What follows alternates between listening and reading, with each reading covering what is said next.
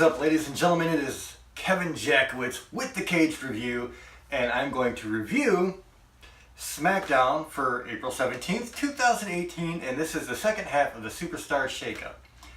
In the last couple of weeks, Raw has just fucking knocked it out of the park, and honestly, SmackDown has not.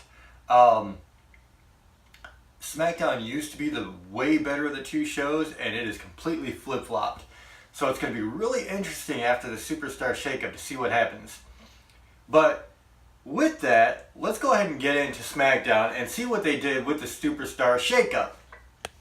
You start at the show, you have AJ Styles. He's talking about he's not going to leave the ring until he gets his hand on Nakamura. Of course, Nakamura isn't going to show up.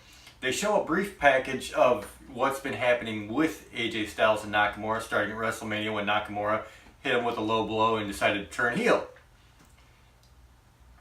Well, he doesn't get a response from Nakamura. He gets a response from Aiden English and Rusev. They come out and they start a very quick match with Rusev and AJ Styles. It doesn't really go anywhere. Rusev says, "I'll take the fight," and AJ's like, "Well, since Nakamura's not going to come out, let's do this." AJ very quickly gets the upper hand, puts Rusev in the calf crusher. Aiden English jumps in the ring, and they both start to jump AJ Styles. Daniel Bryan then comes out and kind of comes to the rescue for AJ Styles. So backstage, after that segment, you see Shane McMahon and Paige, and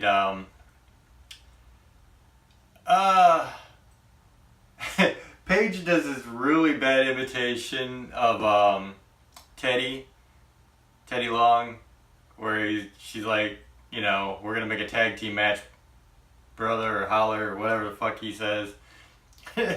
I mean, just a terrible imitation. But she makes the match for later in the night, which is going to be Rusev Day, Aiden English and Rusev, versus AJ Styles and Daniel Bryan. So we know that that's going to be the main event for the night. After that, coming back from commercial, you have Shelton Benjamin. He comes into the ring. He says, since this is a land of opportunity, you know, he wants some real competition, but that's after he says his tweets thanking his ex-partner who is now on Raw, Chad Gable, wasn't really him. It was, you know, Twitter got hacked, whatever.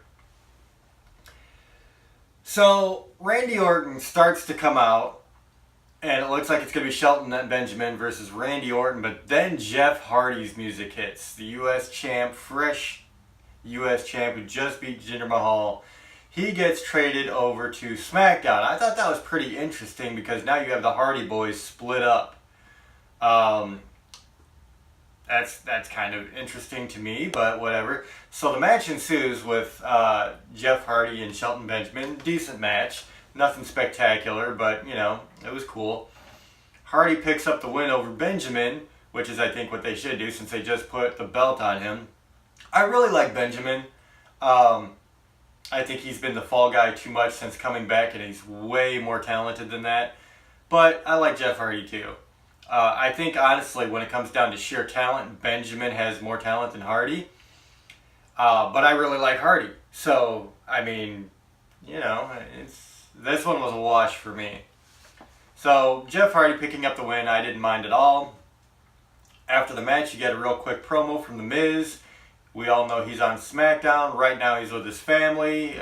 You saw him with Maurice and their baby, and, you know, that was kind of cool. So, there's two people we know coming over from Raw already, Hardy and The Miz. After that, you get a match with Jey Uso. He's got Jimmy in his corner, and you have Luke Harper taking him on with Eric Rowan in his corner. Uso and Harper, they're always going to have a good match. Harper is an amazing big guy. The Usos are just phenomenal in the ring. Pretty quick match, though, and unfortunately still kind of squash matching, making the Bludgeon Brothers just look beast as hell. So, yeah, Luke Harper gets the quick win, and that is what it is. Next, you get Sin Cara. He is in the ring, and he's waiting for his opponent, who turns out to be Samoa Joe.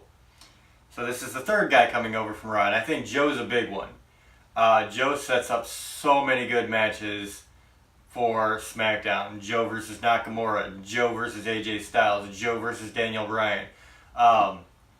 So many really good matches that you could see here. Samoa Joe's just damn good in the ring.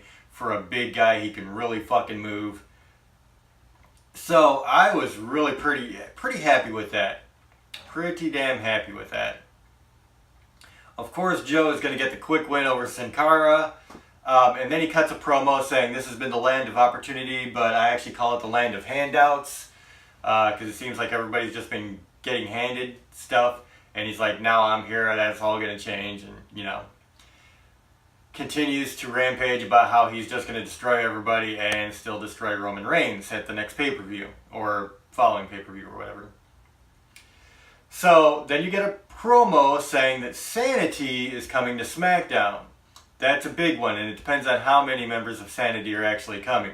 If it's all 4 of them, that's a pretty big lift. Honestly, that's pretty damn big.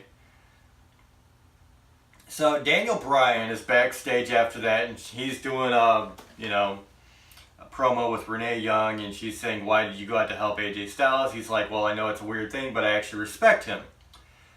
And then he gets cut off by Big Cass, who was another guy coming over from Raw and coming back from injury. He had that knee injury.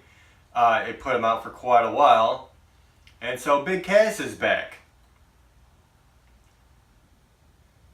So that's a pretty big change there. I'm honestly not that big a fan of Big Cass, though. Honestly, I'm really not.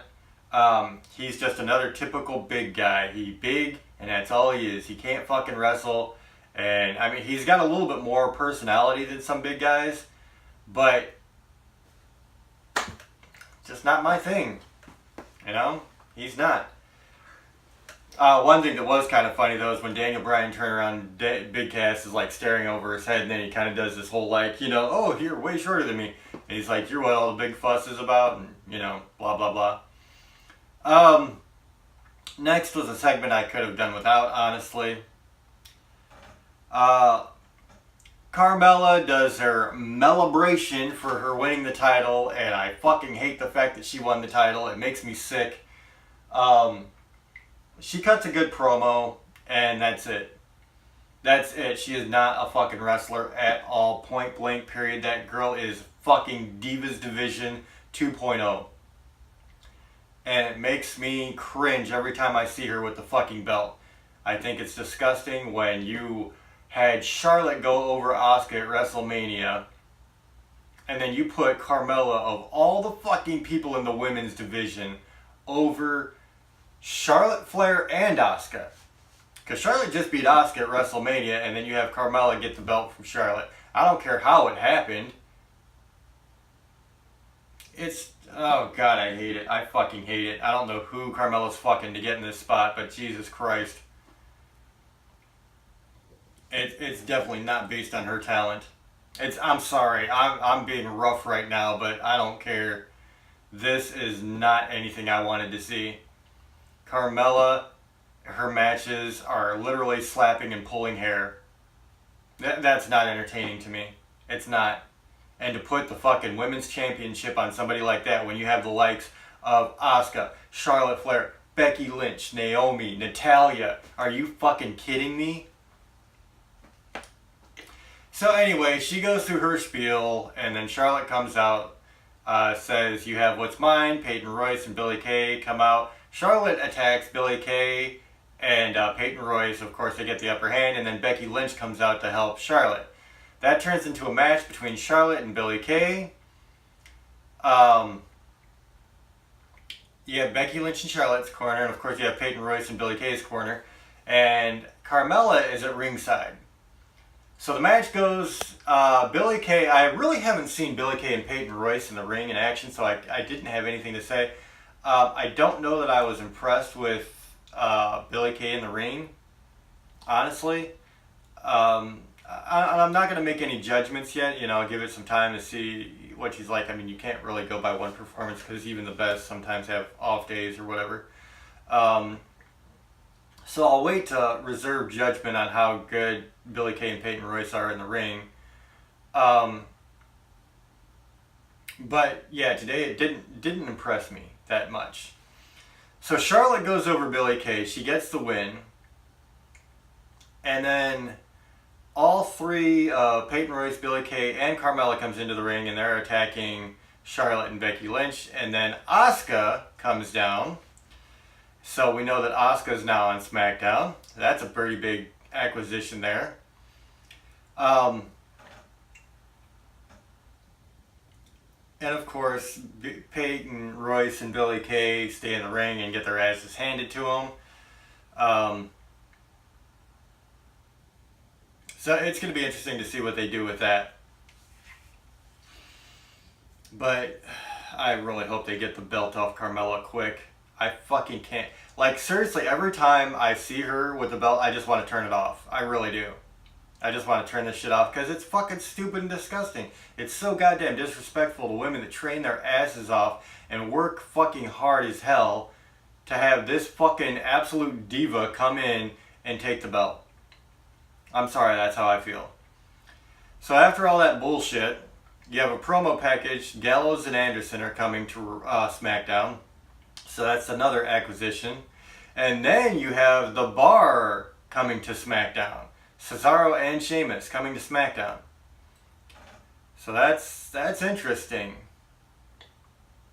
There's a lot of really cool matchups. And honestly, The Bar and the Bludgeon Brothers, I think, would be a good Smash Mouth match. I think that The Bar would be a couple of guys that they could set up to maybe be some real competition for the Bludgeon Brothers. Backstage, you have New Day, R-Truth, who has come over from Raw, and Ty Dillinger. And it was a pretty funny... R-Truth is so funny, dude. Like, okay, Ron Killings, this guy is amazing. Like, he is one of the most underrated superstars in the whole fucking WWE. He has always been so fucking funny, and you know, he's good in the ring. I mean, he's not young anymore, so I mean, that is what it is. But damn, dude, his promos are hilarious every fucking time. So Ty Dillinger's there, and they have a face-off, and one of the New Day's like, "Do you guys know each other?" And R-Truth's like, "Yeah." And it looks all serious for a second, and then they break down in this like crazy handshake that they do. And then R-Truth is like, you know, I'm really grateful to be here on Raw. And then everybody's like, "No, dude, you're on SmackDown." And he's like, "Oh, well, I'll see you tomorrow." And it was just really funny the way he did it. So that was cool. It was really cool. It was just a really funny segment. After that, you get another promo, who is another NXT come-up, Andrade Cien Almas with Zelina Vega. They do a little promo package there. And honestly, I felt like this one needed to be an in-ring debut. Andrade was really good in NXT. He had some crazy good matches. He's unbelievably agile. Amazing acrobatics. So I would have liked to have seen him actually debut in the ring instead of with a promo package. And I think my biggest complaint about this entire show is Raw was really good at having a lot of shock value and, you know, a lot of surprises. Whereas here, you're getting so many promos. You're getting a promo for The Miz. You're getting a promo for Gallows and Anderson. You're getting a promo for The Bar. A promo for Sanity. A promo for Andrade. And it's like, at what point do you fucking stop using all these promos and actually put somebody in the ring? I mean, you probably had a half hour worth of promo that you could have fucking really had a surprise for the show. So that was my big complaint about today's SmackDown. The final match is AJ Styles versus Daniel Bryan versus Rusev and Aiden English.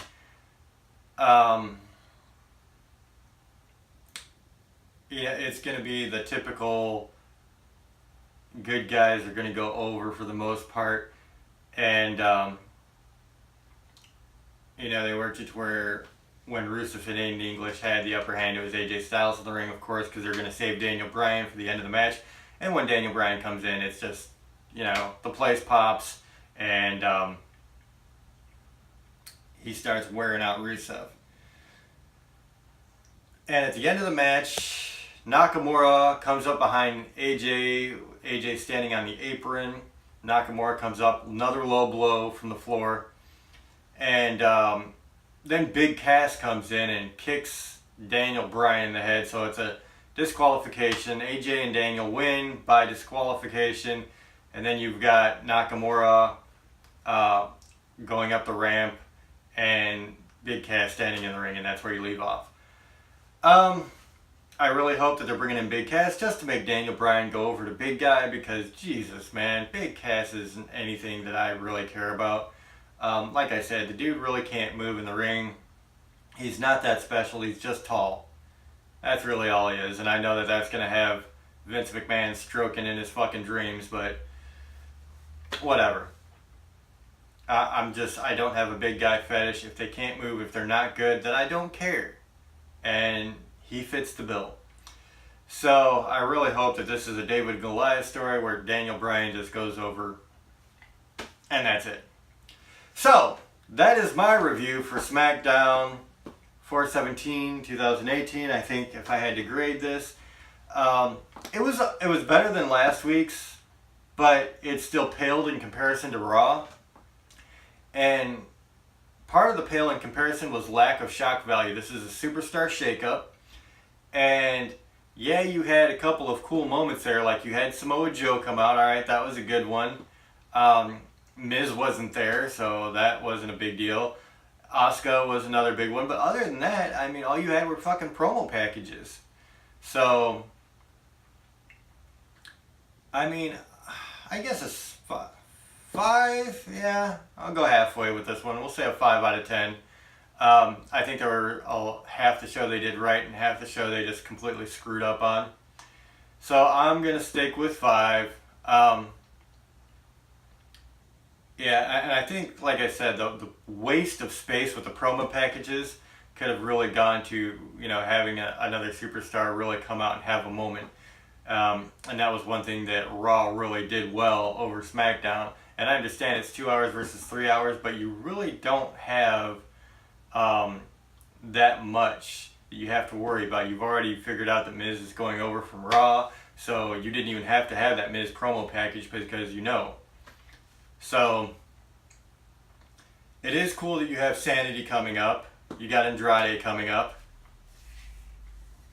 Peyton Royce and Billie Kay, like I said, I haven't made any decisions. I haven't seen them in the ring at all. Up until tonight, I only saw half of them and I wasn't impressed, but like I said, I'll save my judgments for that for later. Hopefully there's potential there. They seem to be pretty good on the mic. So we'll see how that goes. So ladies and gentlemen, let me know what you guys think in the comments. If you enjoyed this review, hit the like button, subscribe, and share. My name is Kevin Jackowitz. Cage Nation out.